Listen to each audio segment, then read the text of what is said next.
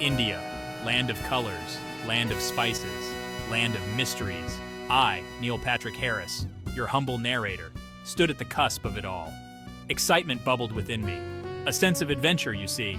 The air, thick with the scent of incense, whispered secrets. Secrets of ancient gods and forgotten lore. I, ever the curious soul, leaned in, ready to listen. My journey began in Delhi, a city that pulsated with life. Rickshaws zipped through crowded streets. Vendors hawked their wares, voices a melodic hum.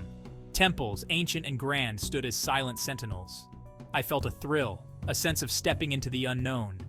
The unknown, however, can hold surprises. Surprises that chill the very marrow.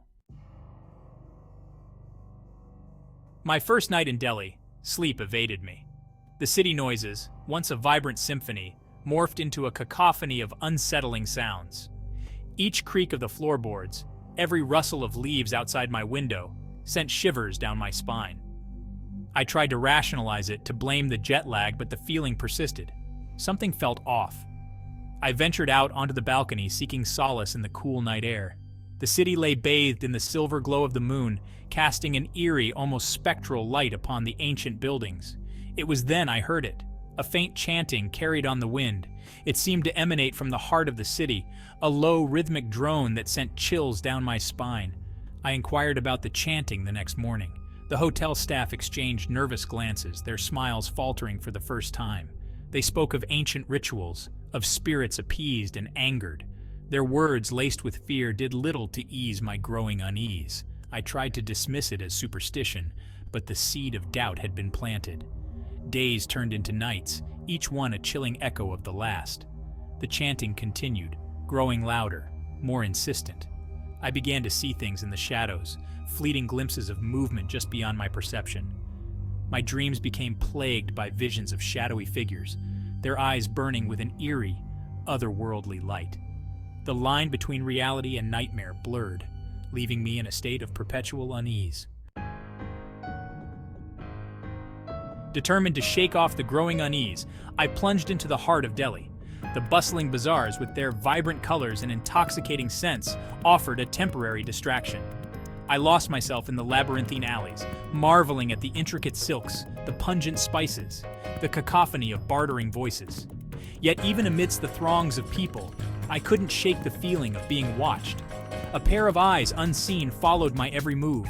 I'd catch glimpses of movement in the periphery, a fleeting shadow darting behind stalls, always just out of sight.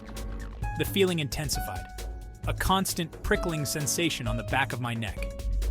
One evening, as I wandered through a particularly crowded market, I felt a tug on my shirt. I turned, expecting to see a curious child or an eager vendor. Instead, I found myself face to face with an old woman, her eyes glinting with an unsettling intensity.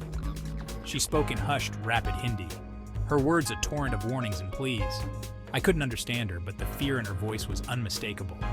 She thrust a small, intricately carved wooden amulet into my hand, her gnarled fingers digging into my skin. Then, as quickly as she appeared, she vanished back into the crowd. I stood there, bewildered, the amulet cold in my hand. The chanting, louder than ever, seemed to pulsate around me, a dissonant symphony of fear and warning. The amulet, a constant reminder of the old woman's warning, became a source of both comfort and dread. I researched its origins, discovering it depicted a Rakshasa, a fearsome demon from Hindu mythology. Rakshasas were known for their shape-shifting abilities, their insatiable hunger for human flesh, and their penchant for haunting the living. My dreams grew more vivid, more terrifying. I saw the Rakshasa, its eyes burning like hot coals, its teeth bared in a menacing grin. It danced in the shadows, its movements jerky and unnatural, its laughter a chilling echo in the caverns of my mind. I'd wake up in a cold sweat, the chanting echoing in my ears long after the dream had faded. One night, the chanting reached a fever pitch. It seemed to emanate from everywhere and nowhere at once, a suffocating wave of sound that pressed down on me. I felt a presence in my room, a coldness that clung to the air, a weight that settled upon my chest. I saw it then, standing in the shadows by the window, the Rakshasa, its eyes burning with malevolent glee locked onto mine. It grinned, a grotesque distortion of a human smile, and I felt a primal fear, a deep-seated terror that rooted me to the spot. It took a step towards me, its claws glinting in the moonlight, and I knew with chilling certainty that I was in mortal danger. Just as the Rakshasa lunged, a blinding light filled the room. The chanting ceased abruptly, replaced by a deafening silence. I shielded my eyes, blinking away the spots that danced before me. When I could see again, the Rakshasa was gone. In its place stood the old woman from the bazaar. She smiled, a gentle, reassuring smile that belied the terror of moments before. She spoke in clear, perfect English, her voice soothing and melodic. She explained that she had been watching over me, protecting me from the Rakshasa, a malevolent entity that had been drawn to my life force. The amulet, she revealed, was a conduit, a way for her to channel her power and ward off the demon. She had been guiding me, subtly, through the city, using the amulet to keep the Rakshasa at bay. The chanting, I realized, wasn't a demonic ritual, but a protective mantra, a shield against the darkness. She explained that the Rakshasa was drawn to fear, to the vulnerability of travelers like myself. It fed on our anxieties, our uncertainties, growing stronger with each passing moment. The old woman, a guardian spirit of the city, had sensed my fear, my growing unease, and had intervened. The old woman, her task complete, vanished as quickly as she appeared. The room, once filled with a chilling presence, felt light, airy. The chanting, now absent, left a void, a silence that was both comforting and unsettling. I was safe, for now. The experience, however, left an indelible mark. The world, once a place of wonder and excitement, now held a darker undercurrent. I saw shadows lurking in every corner, heard whispers in the wind.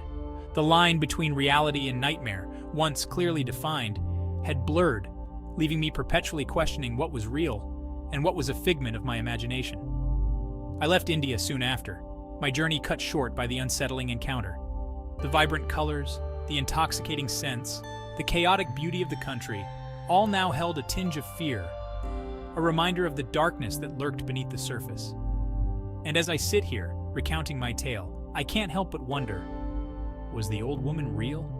Was the Rakshasa merely a figment of my overactive imagination? Or was it all too real? A glimpse into a world beyond our comprehension, a world where shadows dance and ancient spirits walk among us. The answer, I fear, is lost in the swirling mists of memory, a chilling reminder that some mysteries are best left unsolved.